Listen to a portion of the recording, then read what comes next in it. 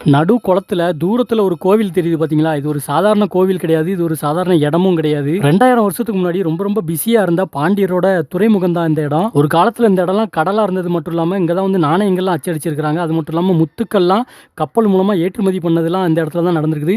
ரொம்ப ரொம்ப பிஸியா இருக்கிற ஒரு நகரமா இருந்திருக்குது பாண்டியர் காலத்துல. ஆனா இப்போ வந்து இந்த இடத்துல ஒரே ஒரு கோவில் மட்டும் தான் இருக்குது. அதுவும் கண்ணகிக்காக கட்டப்பட்ட முதல் கோவில் இதுதான்.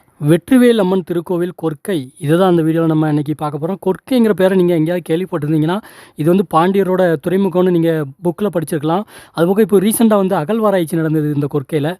கண்ணகிக்கு எதுக்காக வெற்றிவேல் அம்மன்கிற பேரில் கோயில் கட்டி வச்சிருக்கிறாங்கன்னா, தப்பே பண்ணாத கண்ணகியோட கணவனான கோவலனை பாண்டிய மன்னனான நெடுஞ்செழியன் அப்படிங்கிறவர் கொலை பண்ணிடுவாரு. பொற்கொள்ளர் ஒருத்தர் வந்து திருடிட்டு இந்த கோவலன் மேலே திருட்டு பட்டம் கட்டி விட்டுருவாரு. இந்த பத்தினியான கண்ணகி வந்து விசாரணை எதுவுமே நடத்தாம என்னோட கணவனை எதுக்காக கொன்னீங்கன்னு சொல்லி மதுரை எரியட்டும்னு சாபம் விட்டுட்டு போயிடுவாங்க. அதே மாதிரி மதுரையும் தீப்பிடிச்சு எரிஞ்சிடும். பாண்டியரோட தலைநகரம் தான் அந்த மதுரை. பாண்டியரோட இன்னொரு துறைமுக ஒரு மெயினான ஒரு நகரம் வந்து கொற்கை. இந்த கொற்கையை ஆட்சி செஞ்சுக்கிட்டு இருக்கிற வெற்றிவேல் செழியன்கிற ஒரு பாண்டிய மன்னர் வந்து இந்த கண்ணகியோட கோவத்தை தணிக்கணும் அப்படிங்கிறதுக்காக அந்த பொய் சொன்ன பொற்கொள்ளர் அவங்கள ஒரு 1000 பேரை கொல்றாரு. 1000 பொற்கொள்ளரை பலி கொடுத்து இந்த கண்ணகியோட கோவத்தை தணிக்கிறாரு. அப்படியும் கண்ணகியோட கோவம் தனியல அப்படிங்கிறதுனால ஒரு சாமியா வச்சு வழிபடலாம் சொல்லி சிலை வடிக்கிறாரு. அப்படி வடிக்கிற சிலையும் நேரா இல்லாம இப்போ நீங்க வீடியோல பாக்குற மாதிரி கொஞ்சம் கிராஸா தான் இருக்கும் இந்த கோவில்ல உள்ள சிலை.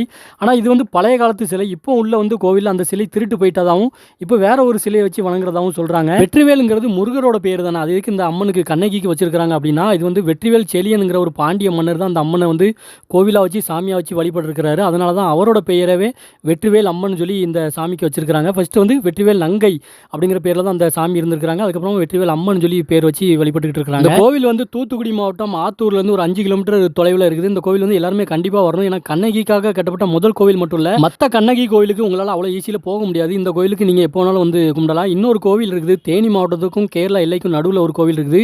அந்த பார்டரில் இருக்கிற கோவில் வந்து மங்களதேவி கண்ணகி கோவில்னு சொல்லி இருக்குது. அது வந்து வருஷத்தில் ஒரு நாள் சித்ரா பௌர்ணமி அன்னைக்கு, அதாவது 12/5/2025 வருது. இன்னும் 2 நாளில் அந்த கோவிலில் வந்து திருவிழா இருக்குது. அந்த ஒரு நாள் மட்டும்தான் வருஷத்தில் அலோவ் பண்ணுவாங்க. வேறு என்றைக்குமே உங்களால் அங்கே போக முடியாது. இன்னொரு கோவில் ரொம்ப பிரம்மாண்டமாக இலங்கையில் இருக்குது, அங்கேயும் நம்மளால் போக முடியாது. அதனால் கண்ணகி கோவில் ரொம்ப ஈஸியாக வந்து நம்ம பார்க்கக்கூடிய ஒரு கோவில் தான் இது. இந்த கொற்கையில் இருக்கிற வெற்றிவேல் அம்மன் கோவில் தான்.